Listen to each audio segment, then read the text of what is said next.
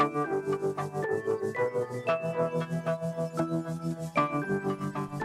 right, well, hello and good morning. So, Amanda, should we get controversial? I think we should. Okay, good. So, let's talk about the issue of warm drinks. Now, how's that controversial, you might ask me? This is controversial because any number of patients that come to us in the beginning, when we discuss warm drinks, think of one thing. What is the thing one thinks of when they hear warm drinks in Wisconsin or Seattle or New York? Well, I guess it depends on the type of day, but I usually think of coffee. Coffee. Alright, so people always ask me, should I be drinking coffee? Should I not be drinking coffee? I saw something online and I discovered that coffee will extend your life. There's any number of statements that are out there. What I wanted to do for two purposes is discuss the topic of chai, which is a wonderful warm beverage that you could utilize. And the first reason for this is because it is January, and in many parts of the country it is sub-zero temperatures. And especially here in Wisconsin, we are suffering with wind chill factors that are going into the minus whatevers. We're approaching absolute zero. I don't know if it's absolute zero what it's going to be up in Canada, but it's going to be very cold. So that's the first reason I wanted to discuss chai. The second reason I wanted to discuss chai was due to the fact that most Wisconsinites' metabolism is usually a bit weak as a result of the outside climate. Now, it may or may not make sense to you. It's totally fine if it does or it doesn't. This may, sound like it's totally off the wall. But we have discovered that people that live in cold climates, and this is known in Chinese medicine for thousands of years, and we've seen it to be true, people in cold climates generally run cooler temperature-wise, even if just a subtle amount, and their metabolisms are usually a bit weaker. People in hot climates oftentimes have warmer body temperature overall. Kind of makes sense, right? And their metabolisms don't have that weakness. They tend to have other issues, however, related to inflammation and excess heat in the body. So, unless you live in the perfect environment, which I suppose would be probably, somewhere just north of Tallahassee, Florida or something like that, you're probably going to be affected by the outside environment as far as your metabolism and your body goes. Alright, so let's talk about first coffee before we get to chai. So, is coffee good? Is it bad? Nah, you have to make the call. My viewpoint is everything in moderation is the key to success, and that's what's been discussed by physicians in Chinese medicine for literally thousands of years. So, coffee as a topic, I just want to give you some little bullet points, okay? Number one, it's relatively complex to cultivate and to have in mass quantities, and is prone to infestation. And so they use a lot of chemicals, herbicides and pesticides in the growing of coffee, the plant. So that's an issue. So if you're going to drink coffee, I would highly recommend drinking organic coffee, and I'm told that Collectivo locally here and other companies have organic versions that are oftentimes not a lot more expensive and sometimes the same cost. And that will reduce the toxic load of your body. Okay. Second issue with coffee has to do with the fact that your consumption of coffee is something that gives you a buzz not based on caffeine itself, but the release of adrenaline when you ingest caffeine.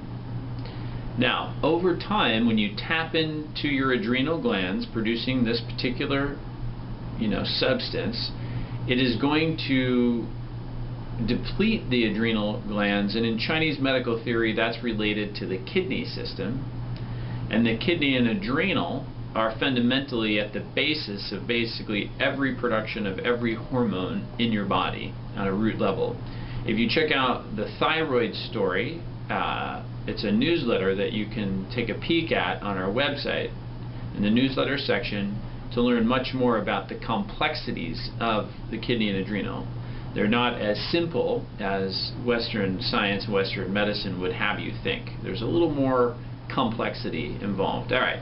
So if you're depleting the kidney and adrenal over time, it could cause other issues. Suddenly, women who drink coffee for long periods of time, as an example, aren't producing the right ratios of estrogen and progesterone, and down the road, when they go through menopause, there's a lot of hot flashes and problems sleeping and these things that are called menopausal symptoms. I'm not saying that coffee is the only reason for that. A depletion in the function of the kidney and adrenal is going to lead to odd symptoms around menopause that shouldn't happen.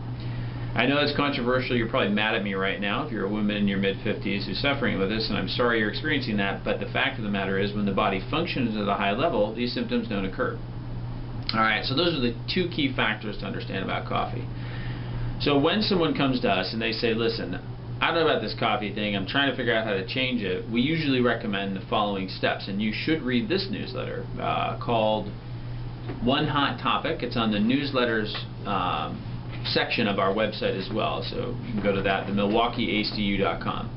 So One Hot Topic is on coffee. Alright, now you can drink it, you don't have to drink it, doesn't matter to us, but our usual recommendation to get better results with the treatments that we do in the clinic and ultimately live a longer life is what we're shooting for here, right? This is the whole goal, right? That's the whole thing we're shooting for, is basically starting off drinking normal coffee. Then we usually recommend going to organic, and then we recommend going to half decaf, half regular, and then going to full decaf, which incidentally you should look for steam distilled decaf coffee. Otherwise they use other chemicals that make the whole process a mess, and now you've got more ingestion of chemicals and further toxic load. Alright, so steam distilled decaf. Now it doesn't really matter if the coffee is decaffeinated.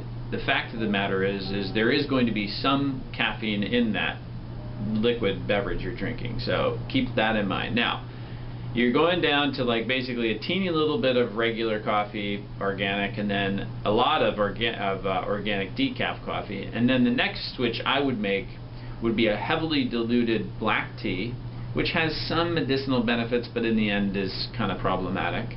If you can get organic, that would be great. And then you could go to a green tea, of which there are many, many, many varieties, which has appetite stimulating properties and is known to have, you know, a positive effect on cells that you can research online if you want in the body. And then I would say the next step to take would be to go to chai.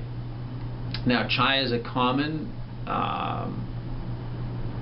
beverage that people consume in India. Oftentimes it's, you know, they use black tea at the very end, one tea bag for a short period of time. And black tea has this effect of taking the other substances, these herbs that you've steeped for a few hours in, you know, the hot water, and it kind of pulls it all together, and it has this effect of creating a synergistic, you know, effect between all of the herbs, which you can use this black tea bag for 5 minutes in there if you want, or not. I would recommend going without it and just having the invigorating, stimulating herbs in chai tea. Now I have to dig deep in the memory banks, and we are going to have this on the website, so go to the newsletter section of the website for the exact recipe and the steps to take, okay? But let me just give you an idea of the herbs that are in chai, which, so we have clarification here. Chai is spelled C-H-A-I,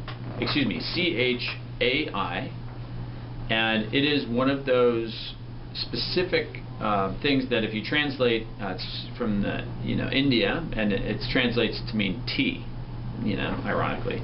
So the herbs that you want to look for, we've got, thanks Amanda, so green cardamom pods crushed, whole cloves, cinnamon sticks, black peppercorns, fresh ginger root, and then I would recommend at the very end using a little stevia and a little bit of a milk alternative, such as almond milk, maybe some soy milk, rice milk, what have you, whichever you think would feel, you know, the most appropriate for you and be the best. And also, you know, you want that silky quality in there. Anyway, you can use a black tea bag or not. Check out the recipe online. Those are the herbs.